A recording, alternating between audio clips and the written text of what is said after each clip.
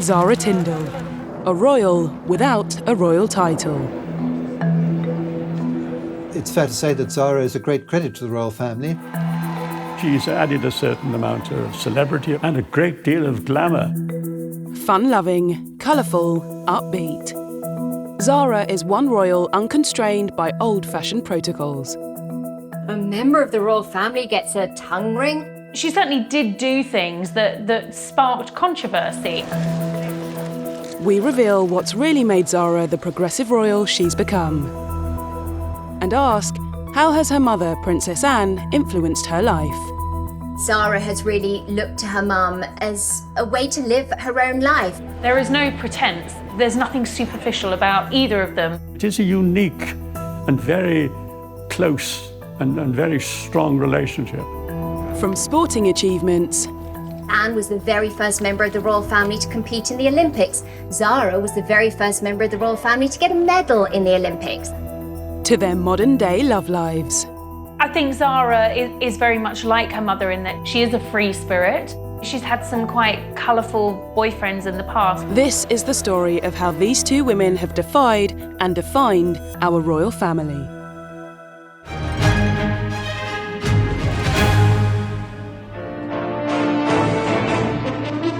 The 15th of May, 1981.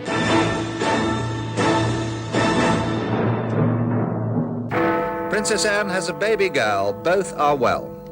Zara's delivery was positive and quite urgent. I think she went into labour quite quickly with Zara. Good evening. Princess Anne tonight gave birth to a baby girl, a sister for Peter, who's now 3.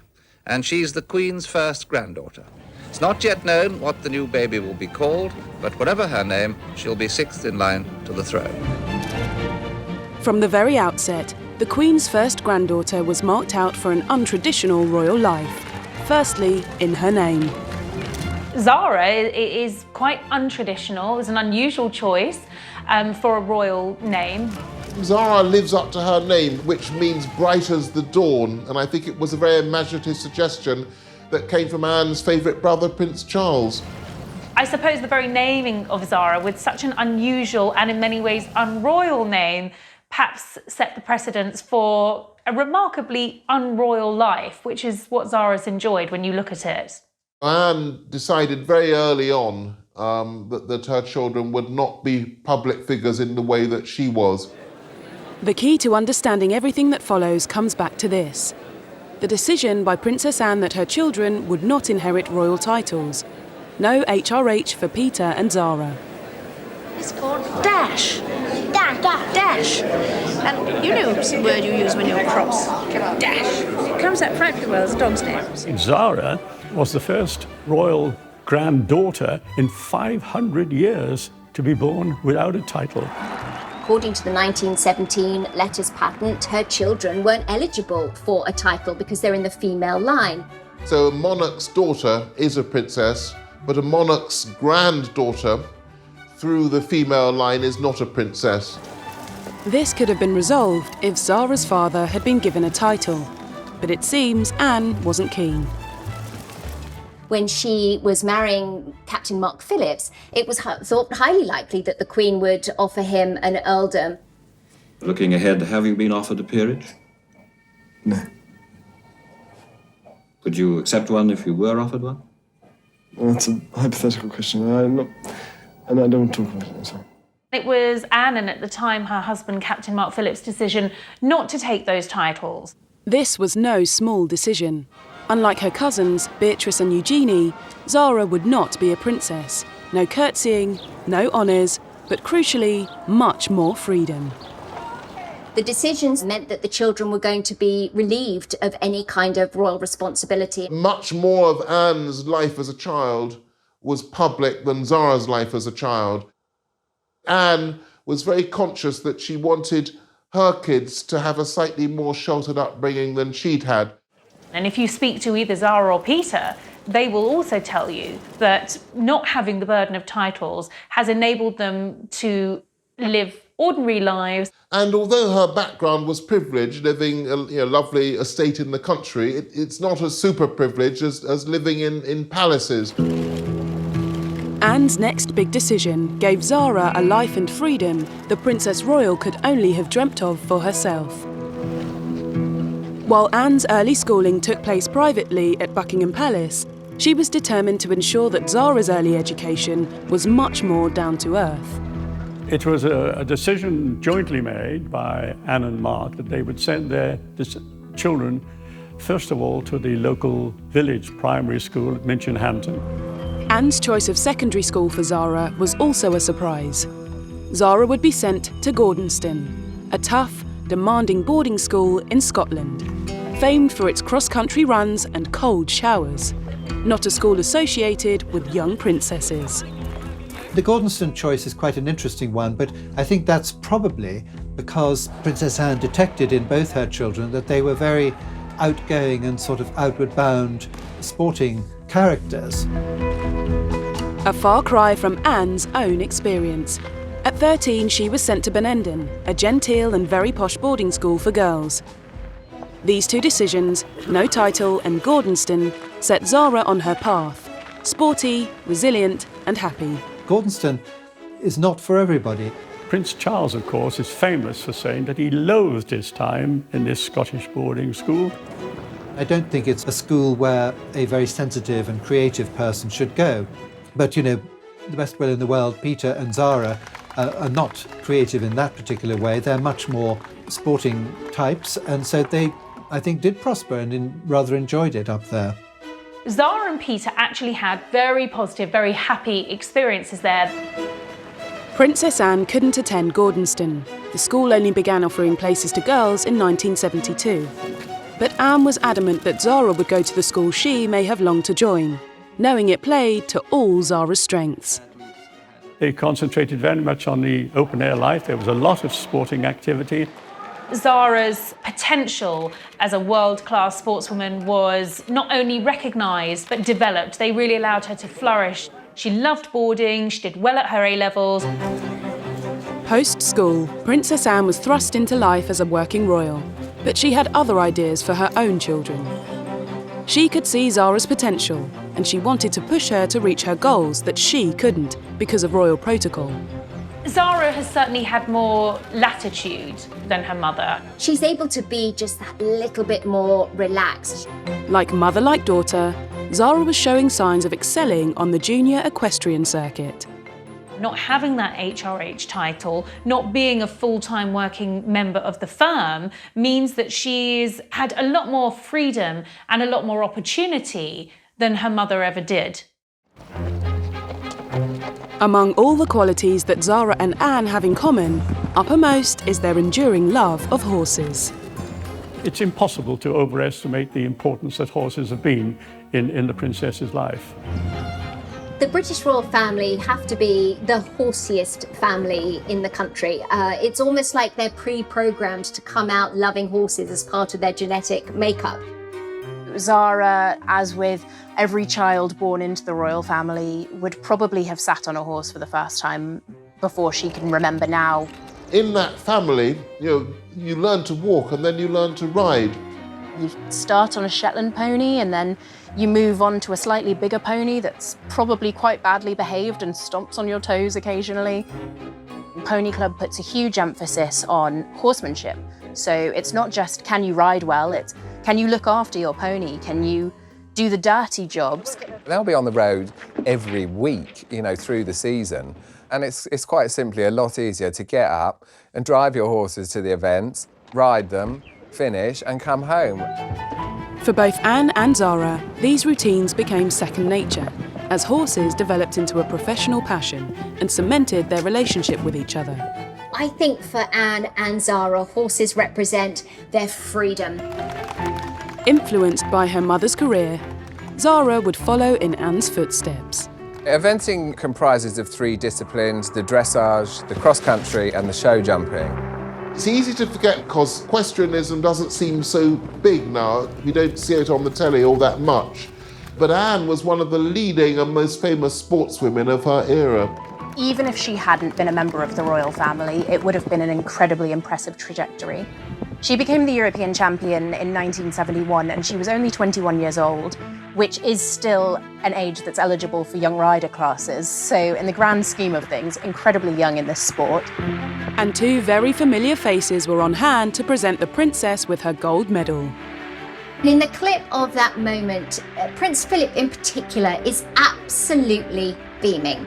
Clearly so incredibly proud. Those are occasions when the Queen is present, of course, but I'm sure she would think she's present as a mother. It was a very special moment that the Queen was able to give the prize to her daughter, and it wasn't a special favour prize, her daughter had earned that prize. But Princess Anne's European triumph was followed by a frustrating run of bad luck. Her horse suffered a tendon injury, ruling her out of the Munich Olympics, and there was more frustration the following year. In 1973, when she was the defending European champion, she fell off at the second fence at the Kiev European Championships. Then you have the press, of course, speculating, well, was she just a flash in the pan when she became European champion? That pressure was brought to bear at the next European Championships in 1975. After doing a very good dressage test, the media speculated that Captain Mark Phillips had doped her horse before the test because they'd seen him give the horse a sugar lump.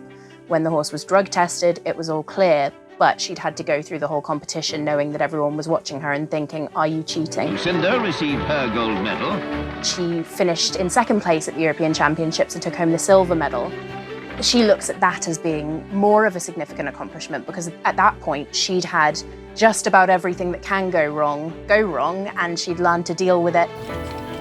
In 1976, Anne became the first member of the royal family to represent Britain in Olympic Games. Riding Goodwill in the Montreal Olympics of 1976, and she said, it's a unique example in equestrian history where the Queen had bred not only the horse but also the rider. With a European champion mother and an Olympic champion father, it was no surprise when Zara began to forge a fine equestrian career of her own. Zara, unlike her mother, had no conflicting royal responsibilities, so she was able to throw herself completely into her riding career, and Anne was on hand to support her daughter, underlining their unique relationship. It was my decision if I wanted to ride, and they would push me, but when I did, they very much backed me up, and they're both very knowledgeable, unfortunately. So they give you lots of advice? Yeah, and criticism. Zara may not have been pushed into equestrianism, but it was obvious that if she inherited her mother's ability, without the constraints of royalty, she could potentially go much further in the sport.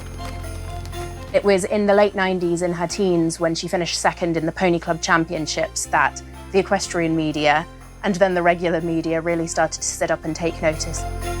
Zara won silver at the European Young Rider Championships in Austria in 2002 and made her senior breakthrough at the Burghley Horse Trials the following year, where Pippa Funnell won the illustrious eventing Grand Slam. She'd already won badminton in Kentucky, and everyone was watching to see if she could get the third one and the biggest prize of all. And Zara was very nearly the rider to stop her from doing this. A mistake in the show jumping cost her dear, but for 22-year-old Zara, making runner-up at Burghley was a big step forward. To finish second in such a high-profile year, that was really the moment where people realised that she was a serious contender. Unfortunately for Zara, an injury to her horse ruled her out of the 2004 Olympic team. 32 years after her mother had suffered the same fate.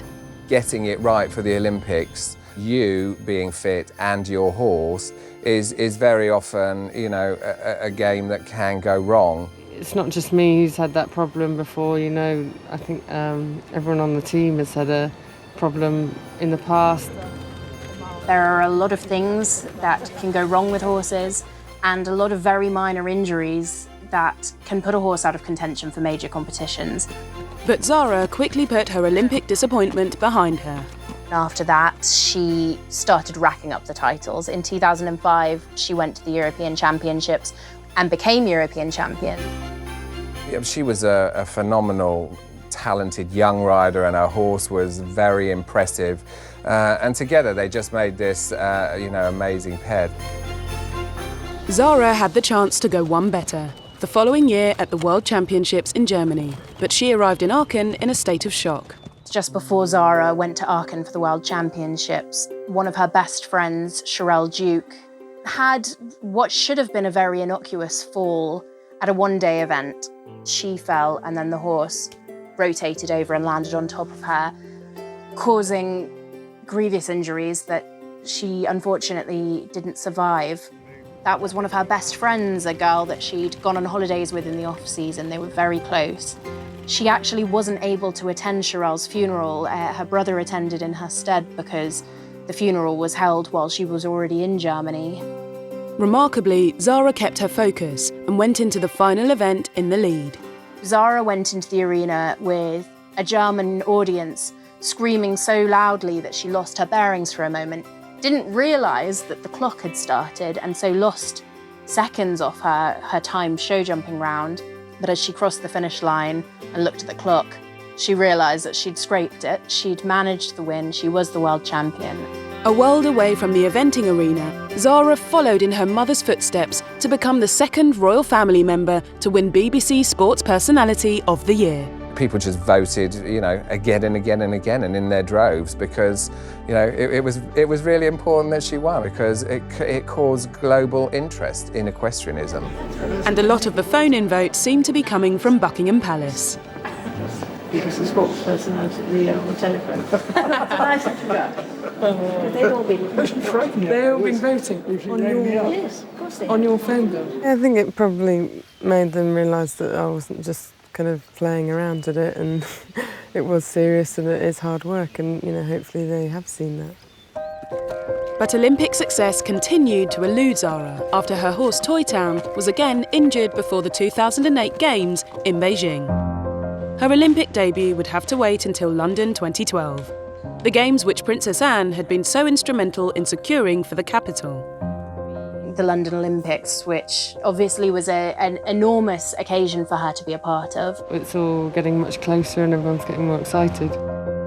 And Zara wasn't there just for the ride. In Jubilee year, the Queen's granddaughter, Zara Phillips, and her teammates were handed their silver medals by her mother, Princess Anne. Made it feel very, everything's worth it, and we did a good job, and we got an Olympic medal. Not many people could say that. Obviously, it's amazing. It was amazing to get a medal anyway, so to get it from your mum was pretty cool. Zara had her third child this year, so the postponed Olympics are off the radar. But future success is still very much on the cards. The 2024 Olympics, which will be in Paris, would be probably on Zara's agenda and wouldn't be out of the question. I'm sure her time will come again. She's just way too talented and too young, really, to think that she won't be back at the top. While Anne and Zara bonded over life on the equestrian circuit, they had very different approaches to their love lives. Young and single, Zara entered adulthood able to reap the benefits of freedom and the trust given to her by her mother. It was a stark contrast to Anne, who at her age was tied down by both royal duties and around-the-clock police protection. I think Zara had a lot of fun in her youth. Certainly she loved to party. Zara's brother Peter said she always liked being at the centre of anything fun and boisterous. Yes, her parents really encouraged her to lead a full and happy and successful civilian life, but unfortunately things didn't always go so smoothly. I think Zara is very much like her mother in that she is a free spirit, and she's had some quite colourful boyfriends in the past. I suppose her biggest romance was with a fellow jockey, Richard Johnson, and this was quite a tempestuous, quite a fiery relationship. Just like her mother, Zara liked her men to love horses. In 1998, she fell for a 21-year-old National Hunt star. Not long later, Zara moved in with Richard Johnson, something that would have been unthinkable for her princess mother to have done with a boyfriend. Zara had a reputation for being a bit of a royal rebel, doing things differently, not really caring what anyone thought about what she did. Zara was one of the first younger members of the royal family to be able to live with a significant other without being married. Despite the freedom that Zara enjoyed, she couldn't completely escape the press speculation about the state of her relationship. You'd often see pictures of them out together, kissing. Pictures that I suppose further fueled that reputation for Zara as being a bit of a wild royal. Because they were both sort of celebrities in their own right in terms of the sporting world, they attracted an awful lot of attention. He went to a public school, came from a family with a great deal of land, but a very volatile character. And they also attracted attention because they tended to have very public spats, which is something as a member of the royal family you would avoid at all costs. And in January 2001, a row spilled over into the street. Royal rebel Zara Phillips is in trouble again after brawling with her boyfriend in public. Police were called to break up the fight between the Queen's granddaughter and her boyfriend, seen here on the right, jockey Richard Johnson. Neighbours heard a huge ruckus, and it turned out that Richard and Zara were having a huge blow. Richard was said to have pulled Zara from the car and knocked her to the floor. It was later said to be an overreaction. That's, of course, how things are always described, and Zara and Richard stayed together. But, of course, that meant that Zara was tabloid fodder for quite some time. Anne must have known from bitter experience that with freedom came responsibility. But perhaps she also recognised in Zara something of her younger self. When Anne was younger, she had that reputation for being a bit of a wild child. It was a bit of the attitude that Zara has as well, a bit of can do and don't care. Anne clearly understood just how intrusive the press could be when dealing with the private lives of the royal family.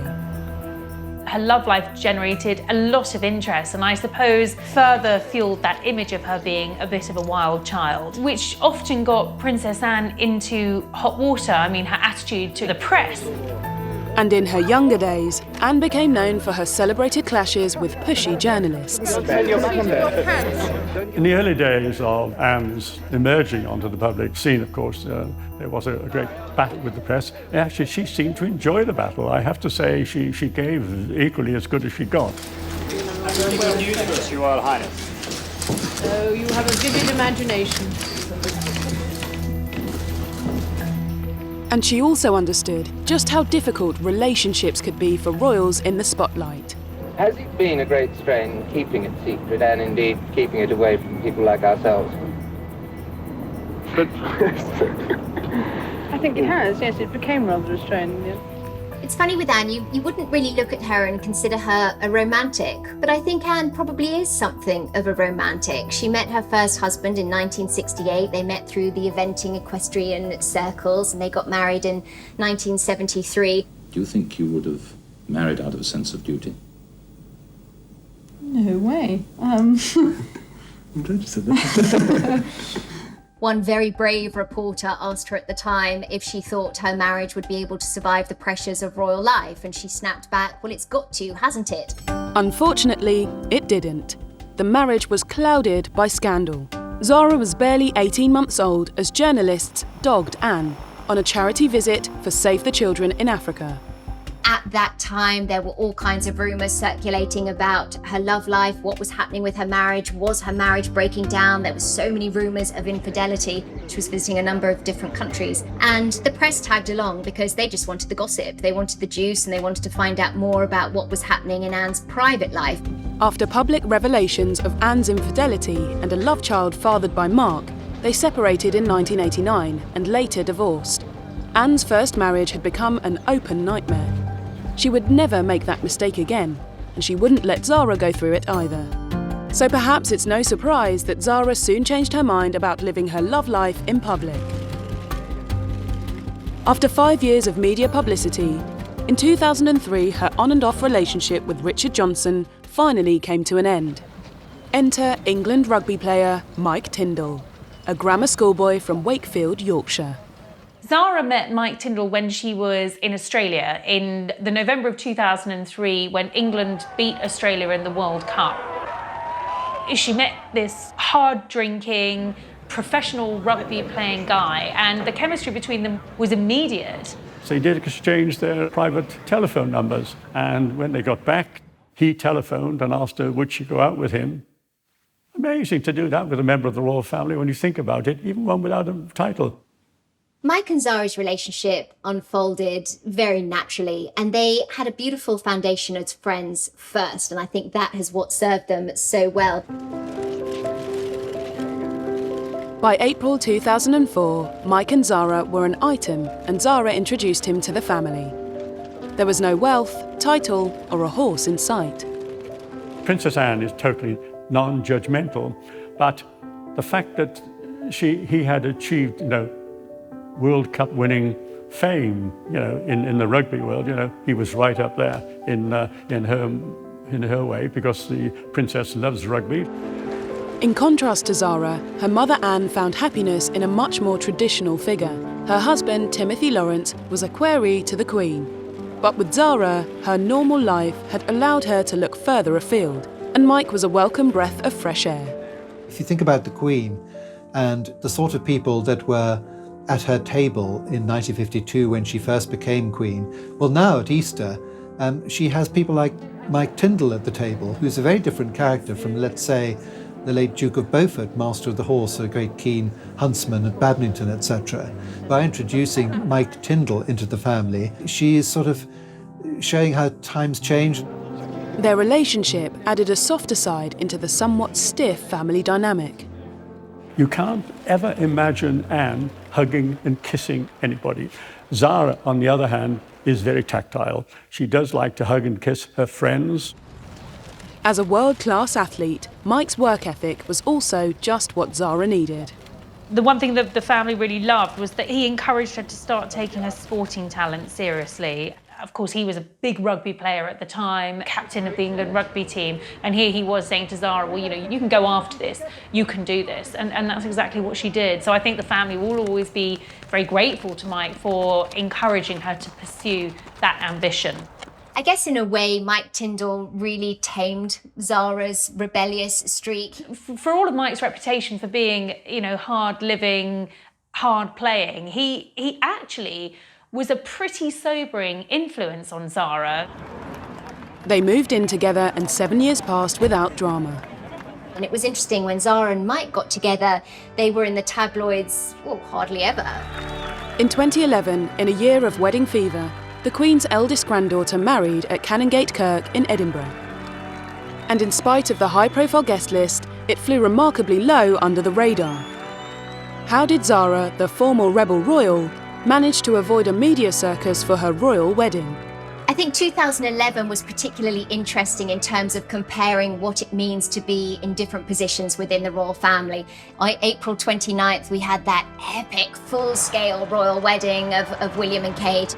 Just a couple of months later, we get to July, and there are Zara and Mike Tindle going through their nuptials in a much smaller, much more low-key fashion.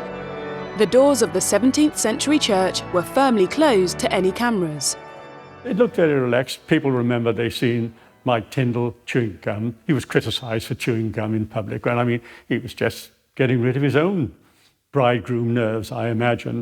Of course, we had the wedding of William and Kate at the same time, and all the focus was on them, as indeed it had to be. And Zara didn't mind that a bit. I think that was a sort of prime example of the freedom that comes with being a non-titled member of the royal family.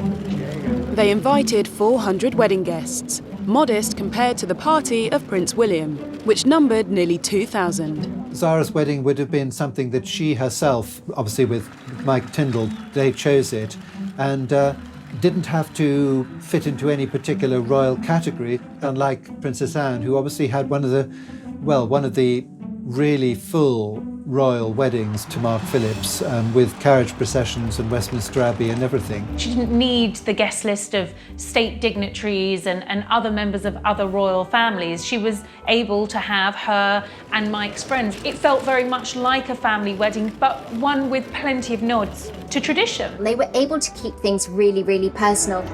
But back in 1973, a 23-year-old Princess Anne was forced to have a very different big day. That was anything but personal.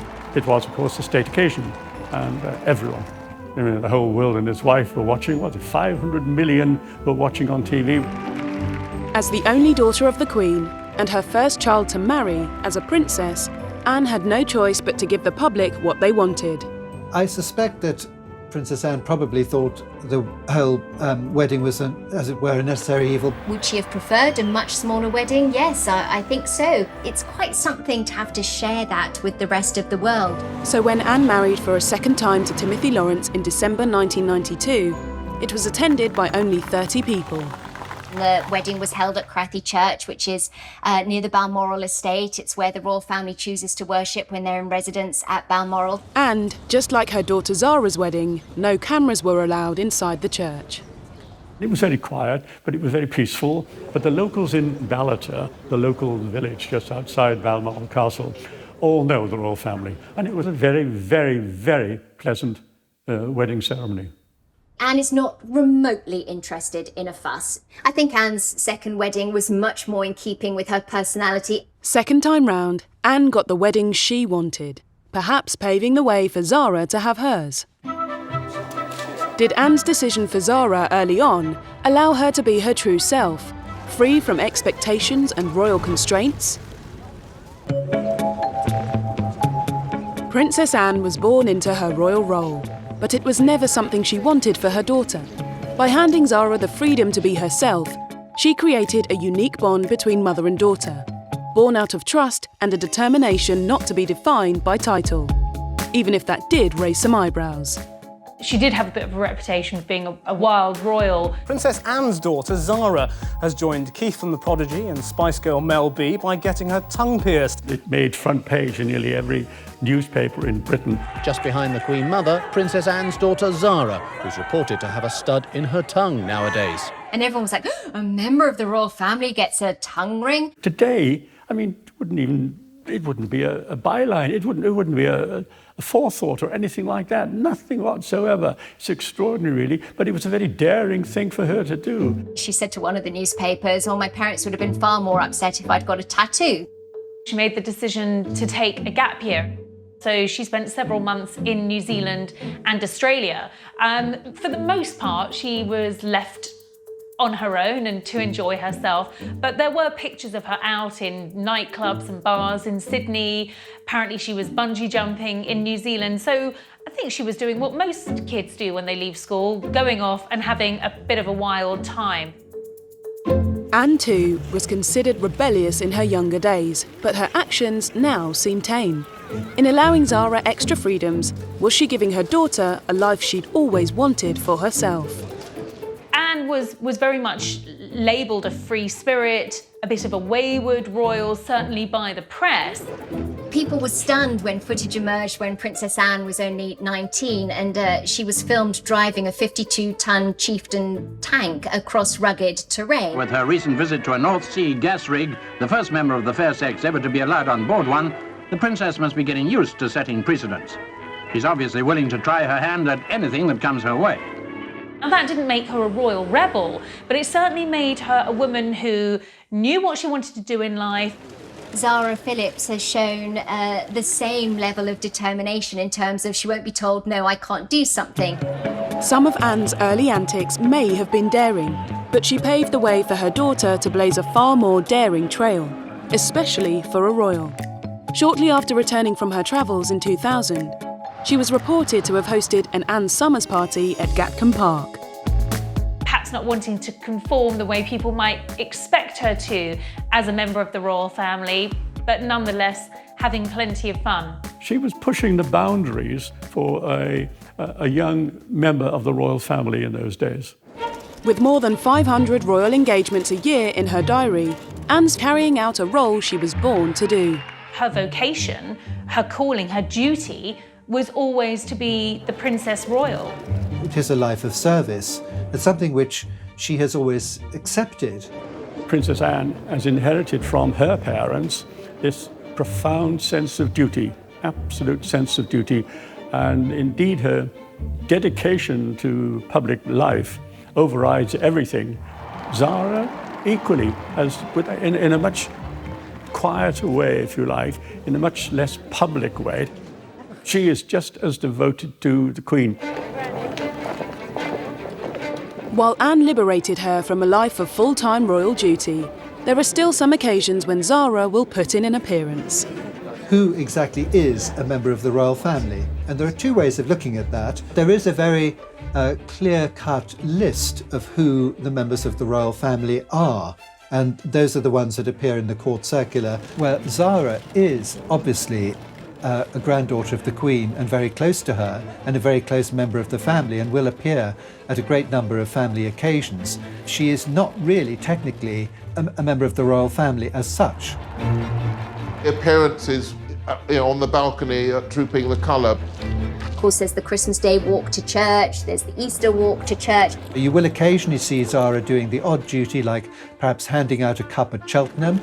She may not be an official royal, but Zara is clearly at the very heart of the younger Windsor family. William and Harry, the closest cousins that Zara has got within the royal family, lost their mother at that comparatively early age, back in 1997.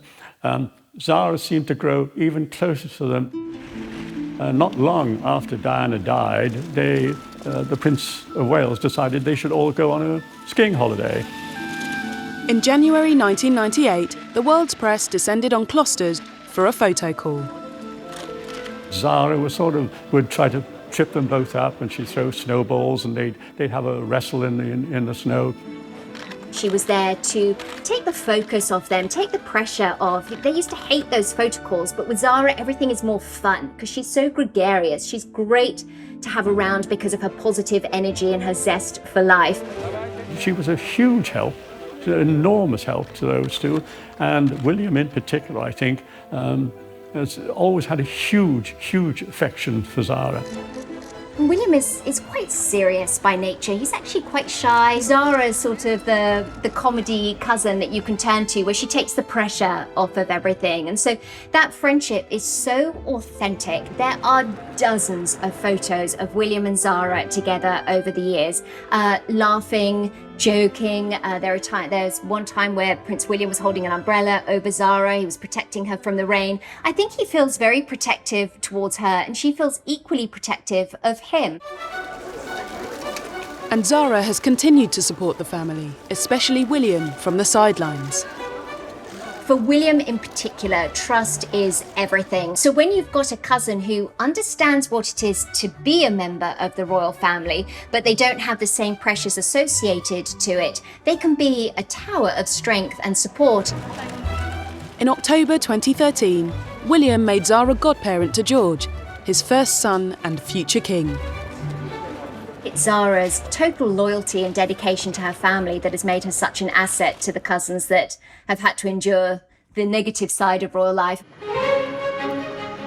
Even as a new mother, Anne was required to travel the world as a princess and leave Zara and her brother behind with a nanny. Zara's comparatively normal life means her own children do not have to compete with royal duties.